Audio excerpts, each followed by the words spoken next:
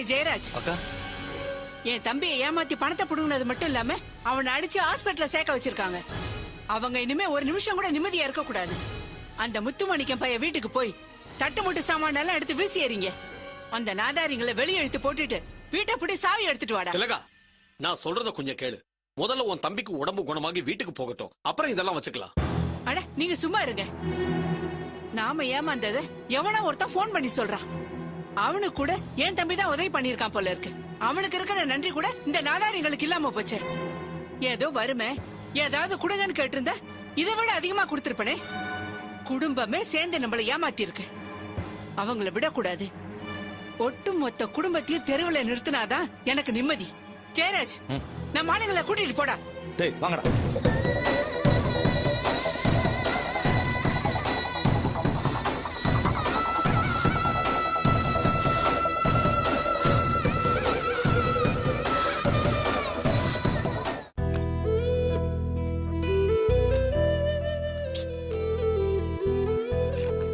என்ன தமிழ் உள்ள செம வேட்டையா? இந்த பிரான்ச்ல எனக்கு மட்டும் தான் சம்பளம் ஏத்தி தர போறாங்களாம். அதான் ஏசிலே இவ்வளவு வேர்த்திருக்கா? அது எப்படிப்பா எவ்வளவு வலிச்சாலும் வெளியில காட்டிக்கவே மாட்டேங்கிற? நீ ரொம்ப நல்லவன்பா.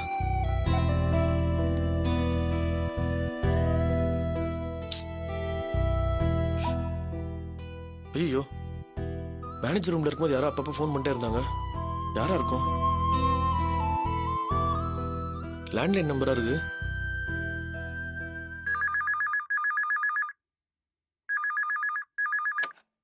ஹலோ ஹலோ, நான் தமிழரசு பேசுறேங்க.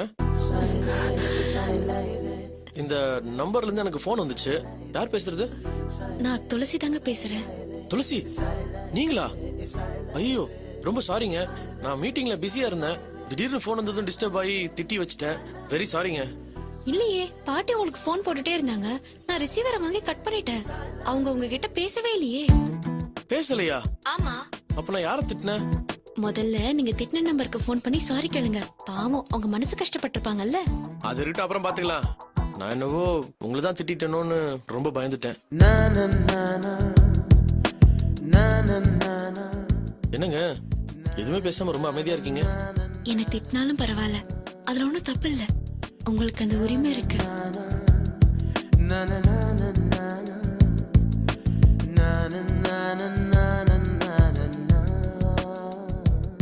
என்னங்க ஏன் பேசாம இருக்கீங்க?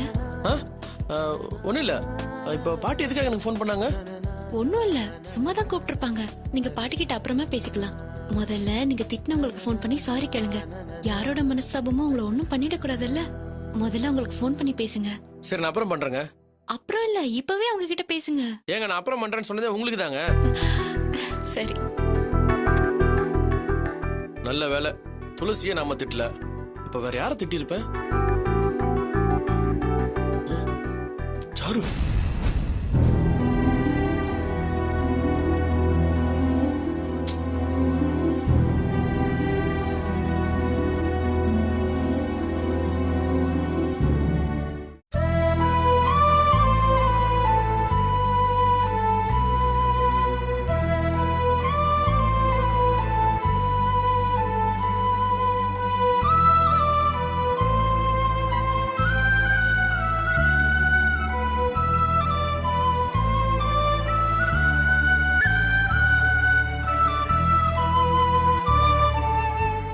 இப்படி பிரச்சனை மேல பிரச்சனை வந்துகிட்டே இருந்தா என்ன பண்றது? அந்த ஆனந்த் பையன் நான் இருக்கும்போது வந்திருந்தா என்ன ஆனாலும் பரவாயில்லன்னு சட்டையை புடிச்சு 4 சாத்து சாத்திருப்பேன். நமக்கு இப்ப நேரம் சரியில்லடா. நாம ஒண்ணு நினைச்சா தெய்வம் ஒண்ணு நினைக்குது.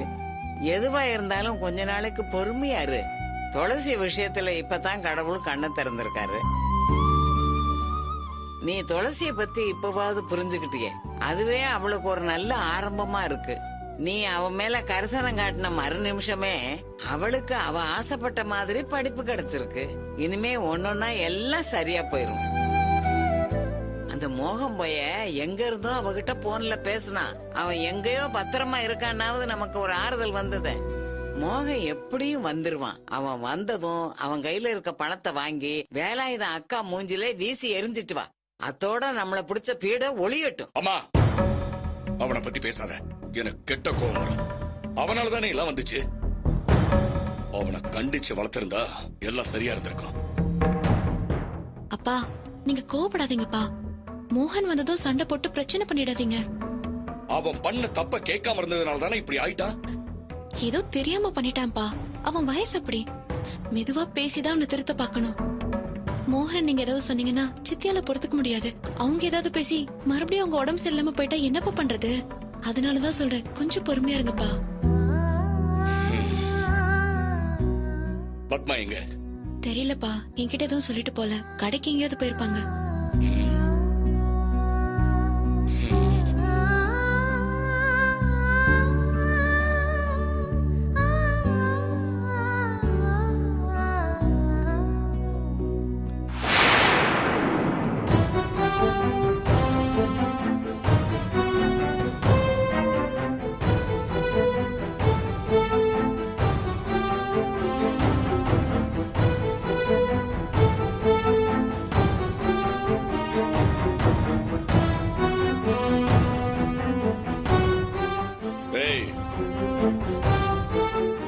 வாடா.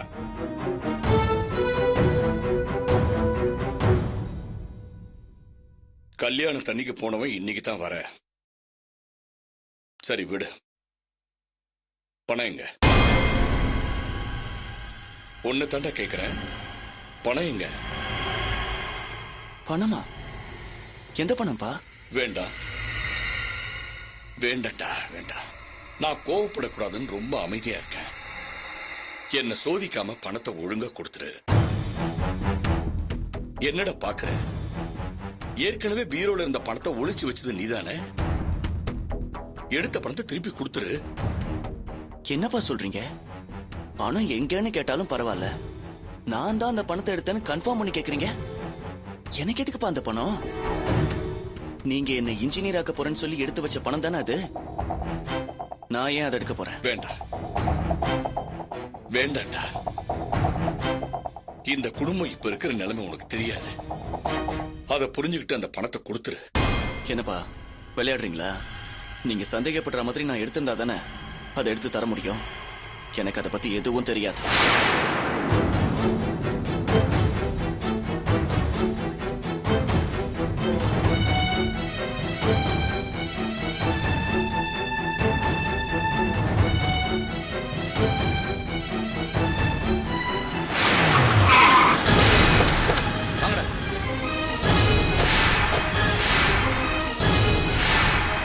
முத்துமாணிக்கம்,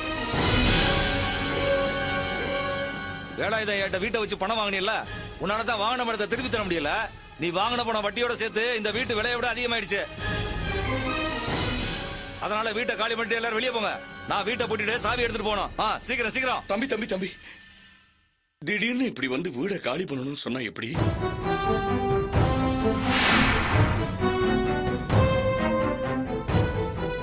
ரெண்டு வயசு பொண்ணுங்களை வச்சுக்கிட்டு நான் எங்க போவேன் சொல்லுங்க?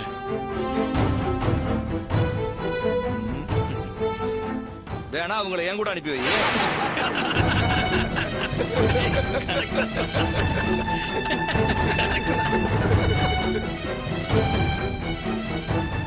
நான் ஐயா கிட்ட வாங்கின பணத்தை எப்படியாவது திருப்பி கொடுத்துறேன்.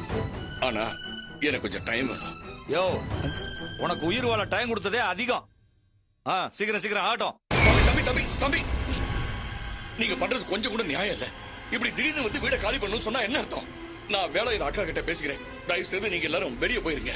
என்னது? நாங்க வெளியே போகணுமா? டேய், இந்த ஆளு சொல்றது உண்மைதான்டா. சும்மா பேசின்னு இருக்கிறது நியாயம் இல்லதான். இந்த ஆளு சொன்னா வீட்டை காலி பண்ண மாட்டாரு. வீட்டுல இருக்க தட்டுமுடி சாமான்களை எடுத்து வெளியே போடு.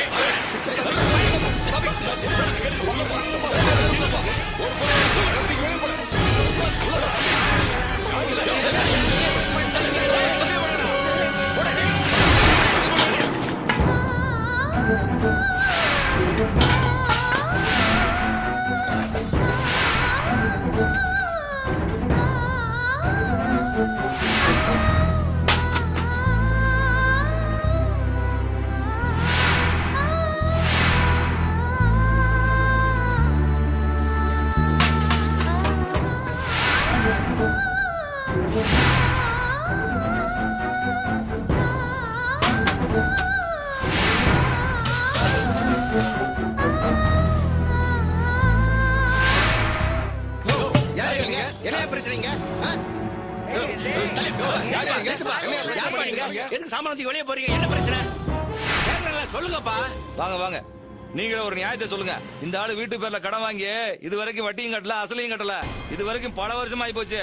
வீட்டை காலி பண்ணி குடியான்னு நாங்களே எத்தனை தடவை சொல்லியாச்சு. இந்த ஆளு பணத்தையும் தர மாட்டேங்கிறான், வீட்டையும் காலி பண்ண மாட்டேங்கிறான். நீங்களே ஒரு நியாயத்தை சொல்லுங்க.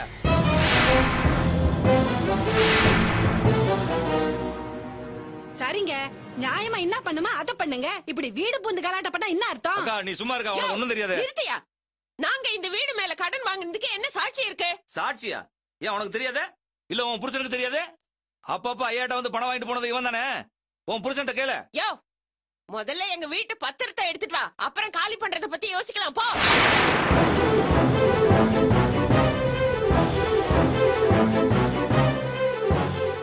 யோ, நீ பத்திரத்தை எடுத்துட்டு வா. எதுவா இருந்தாலும் அப்புறம் பேசிக்கலாம். பத்திரத்துல எடுத்துன்னு வர முடியாது. அப்ப வீட்டையும் காலி பண்ண முடியாது. என்ன நக்கலா? டேய், இவங்கிட்ட என்னடா பேச்சு? வீட்டுல இருக்க மிச்ச மிச்ச சாமானை வெளிய எடுத்து போறா. நீ அவசரப்பட்டு துடியா துடிச்சிட்டு இருக்க. அந்த மாதிரி பத்திரத்தை கேக்குறாங்கல்ல, பத்திரத்தை கொண்டு வந்து காமிச்சிட்டு அப்புறம் உன் வேலையை பாரு. அதை விட்டுட்டு கலடா பண்ற. அண்ணா, பத்திரம் காட்டணுங்கிற அவசியம் எங்களுக்கு கிடையாது. அந்த ஆளு பணம் வாங்கினானா இல்லையான்னு கேளுங்க. பணம் வாங்கியிருக்கலாம், வீட்டை அடமானம் வச்சு வாங்கியிருக்கலாம். அதுக்காக இப்படியா? அதான் அந்த அம்மா பத்திரத்தை காட்டுன்றாங்கல்ல, காட்ட வேண்டியதானே? பத்திரத்துல நாங்க காட்ட முடியாது. இது எங்களுக்கு அவங்களுக்குள்ள ஒரு பிரச்சனை. தெருக்குள்ள யாருக்காவது பிரச்சனைனா நாங்க அதை கேட்கத்தான் செய்வோம். சரி, பத்திரத்தை நீயும் காமிக்க மாட்டேங்கிற. போலீஸுக்கு போன் பண்ணுவோம், அவங்க வந்து என்ன முடிவு பண்ணாலும் பண்ணட்டும்.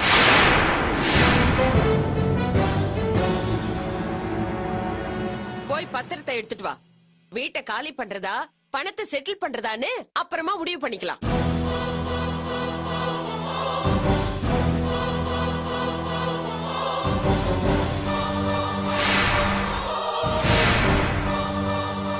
டேய் வாங்கடா, அக்காட்ட பேசிட்டு அப்புறம் வந்து வச்சுக்கலாம்.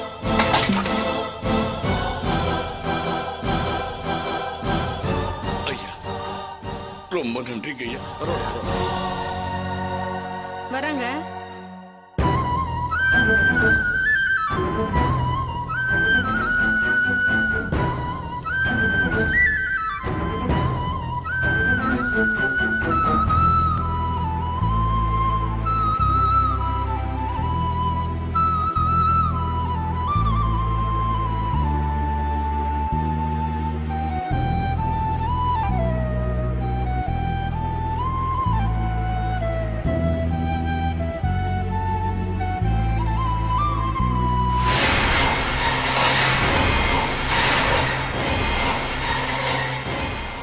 அவ்வளவு திமிரா பேசினாள் அவ. சும்மா வாட விட்டுட்டு வந்தீங்க அவள? வண்டியில தூக்கி போட்டுட்டு வந்திருக்க வேண்டியதானே? அக்கா, அக்கம் பக்கத்துல இருந்து ஆளுங்க வந்துட்டாங்க அக்கா. இல்ல நாங்களே காலி பண்ணிட்டு வந்திருப்போக்கா. பத்திரம் கேக்குறாளா? பத்திரம் தம்பி எழுந்திருச்சாதானே பத்திரம் கிடைக்கும்னு திமிரா நினைச்சிட்டா போல இருக்கு. பத்திரம் எங்கடா போயிடும்? வீட்டுலதான் இருக்கு. வாடா, நான் எடுத்து தரேன்.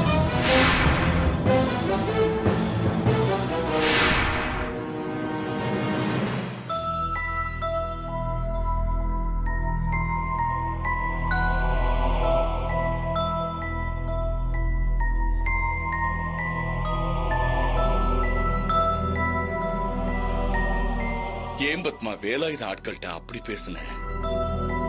நான் அவங்க கையிலயாவது காலியாவது விழுந்து தவணை கேட்டிருப்பேன்ல. அவங்க கோவமா போயிட்டாங்க. இப்ப ஏதாவது பண்ணாங்கன்னா உங்க எல்லாரையும் கொண்டு போய் நான் எங்க வைக்கிறது? அவசரப்பட்டு நீ வார்த்தைகளை விட்டுட்ட பத்மா. உங்களை காப்பாத்தணும்னு நினைச்சுதான் அப்படி பேசினேன். அது கூட தப்பா? எனக்கு தெரியும், அந்த பத்திரம் வேலாயுதம் உயிரோட எந்திரிச்சு வந்தாதான் கிடைக்கும். மோகன் பாத்தியட மோகன் எப்படி வந்து கத்துனாங்கன்னு. அம்மா, பவித்ரா, துளசி, பாட்டி ஒண்ணு எப்படிடா உங்க எல்லாரையும் தெருவுல நிக்க வைக்க முடியும்? டேய் சொல்லுடா, பணத்தை எங்கடா வச்சிருக்க? மோகன், பெரிய பிரச்சனையா இருக்குடா. என் நிலைமை வேற ரொம்ப மோசமா இருக்கு. சொல்லுடா, அந்த பணம் எங்க?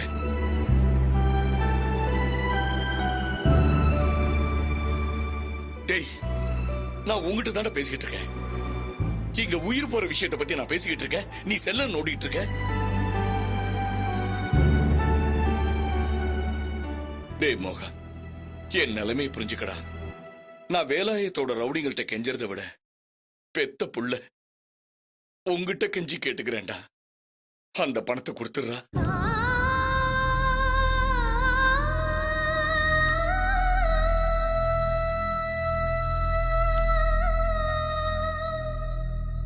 மோகா, இதுக்கு மேலேயும் நான் உன்னை கெஞ்சணும்னா உன் காலில் விடுறதுக்கு கூட நான் தயாரா இருக்கேன்டா.